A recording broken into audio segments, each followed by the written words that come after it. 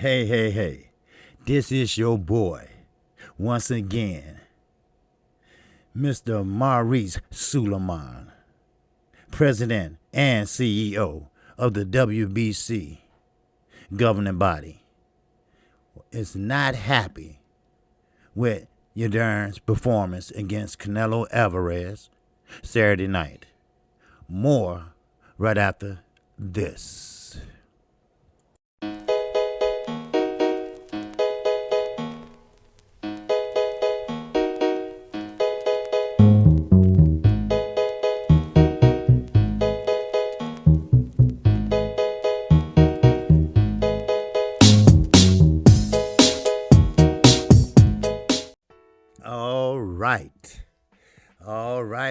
All right.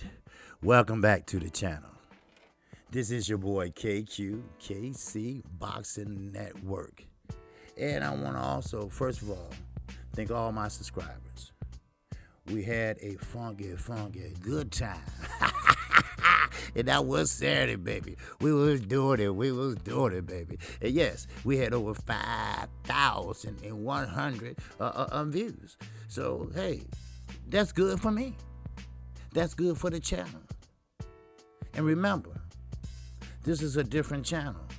This is grown-up shit, all right?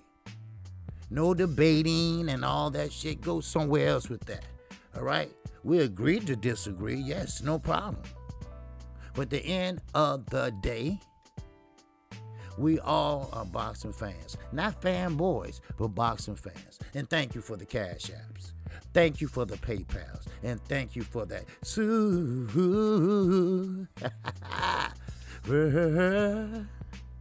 Chat. Let's get into this video. All right, Mauricio Sulaiman, he's not happy. He's not happy with the performance of Yildirim. Now, this could be smoke and mirrors, or this just could be like we getting hoodwinked and bamboozled. Because we all know how Canelo operates.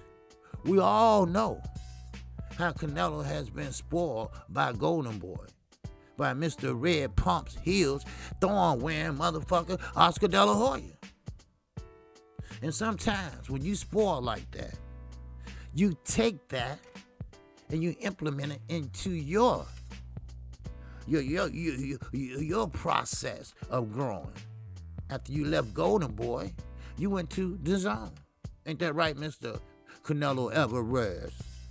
Huh? Yes, and you did a 2-fight deal. And Eddie, you even bought him $3,000 pair of pajamas. I guess, you can't buy love, huh? Well, I think you can. Well, at least Eddie was taught that he can. And that's what he's been doing.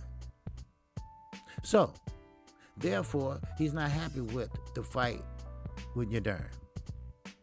Now, I'm going to go over this real fast. It only lasted 3 rounds. The first round, Yildirim came out, straight up, flat-footed, center of the ring, right on the Hennessy emblem.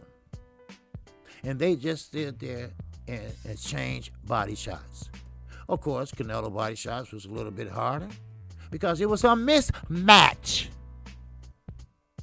It was a 40-1 underdog, Mr. Yildirim was. Huh? Hello? So, therefore, Mr. Sulaiman, I guess trying to save face, because we all know it's starting to be the WWE. Let's be honest here, all right? Pretty soon you're going to see a motherfucker in the crowd throw a chair in the ring and hit him in the head, and he's going to get up and say, "Who threw that?" Get the fuck out of here. Now, I'm going to go ahead and tell you what Mr. Sulaiman said. Now, Mr. Sulaiman said that I thought it was disappointing. And he had questions about the mandatory process. Oh, did you? I think it came down to these factors in Yildirim. Why was he looking so gun-shy in his performance? He normally come out fast. But this time, no so. Reason being because Canelo wanted to send a message by setting him up with that jab, staying on top and delivering short snapping punches, pretty much toe to toe. With his intelligently and countily and PED, I forgot that one, motherfucker. Yes, sir. Making your darn pay every single on time when ripping those short snapping hooks to the body. And that's what Canelo was doing. And also, let's not forget the uppercuts, right, Mr. Sulaiman? Now, this is quote, and yes, my words, unmotherfucking quote. All right, let's be honest. Now, and you darn found out fast when he did want to mix it up, he got dropped. Oh, yeah, he got dropped. It's funny, though. If you go back to the replay, he see the punch coming. And all of a sudden, his left hand went down. Wow. Well, right hand went down. Wow. And you've been keeping a high guard. The first round, second round. Then guess what? The third round. Yes, he did drop him. And yes, he did hit him with a right hand. But let's be honest once again. He got up smiling. He got up pointing his glove and saying, hey. Then he got to the corner. Then next thing you know, we hear no mas. No mas. Y'all know that word. Y'all familiar with that word. Ain't that right, Mr. Duran? No mas. And that fight was over in 3 rounds. Now, Rah. You know, the one with the Burger King hat on. The one that went to Burger King. He got that 2-for-1 deal. Yeah, he got a Burger King hat for that 2-for-1 deal. Well, he wore it in the ring one day. And ever since then, he think he's the best thing that happened since a motherfucking sliced bread was invented. He is a mandatory with a silver belt. And he tried to give out the instructions. Get the fuck out of here, you motherfucking moody. You know, people say shit like that, right?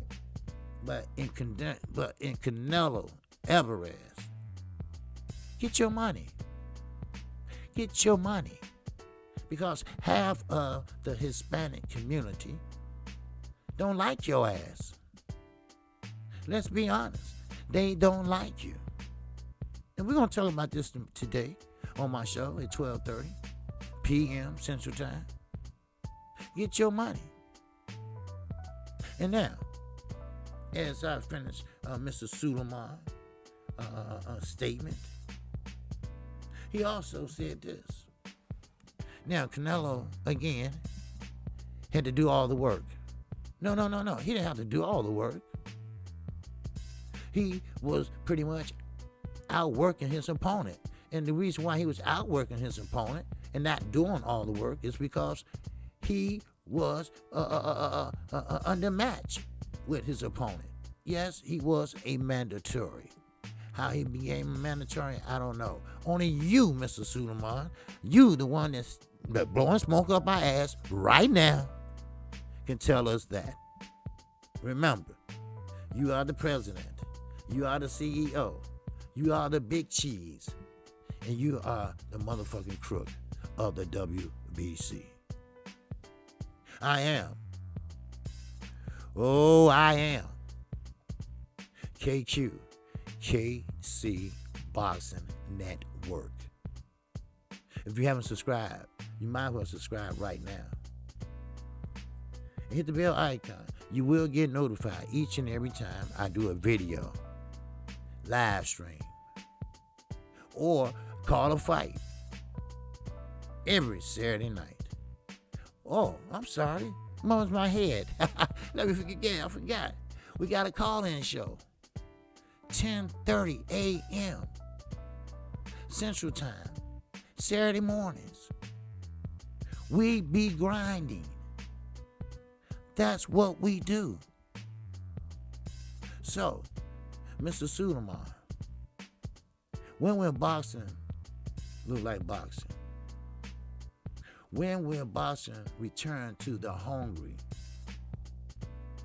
When all the shit talking stops and we see some action? When are we going to see the contracts being signed and sealed and motherfucking delivered? These questions that we need to ask ourselves. These are questions that we need to know. Some people say, where is boxing? And I tell you, it's still right here. You got a few bad apples. But a few bad apples don't spoil a bunch. Some people say they do. I say they don't. You got people like Earl Spence doing all the heavy lifting and still won't some.